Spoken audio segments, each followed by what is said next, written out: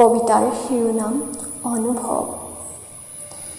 হিয়াৰ মাজত অনবৰতে গোট খাই থকা অনুভৱবোৰ যদি হ'লহেঁতেন ফুলৰ কলি, সাজিলোহেঁতেন অনুভৱৰ সুন্দৰ বাগিচা।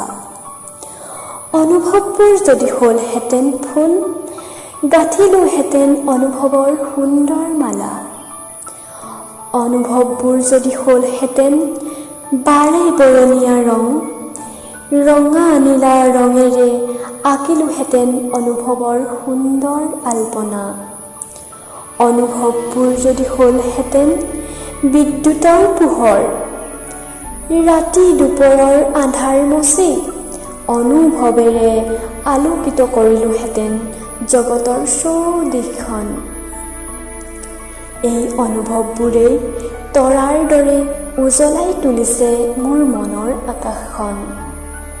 জীৱনৰ প্ৰতিটো ক্ষণৰ অনুভৱবোৰ সাঁচি থ'বলৈ এখন অনুভৱৰ দলিচা পাৰি থৈছোঁ।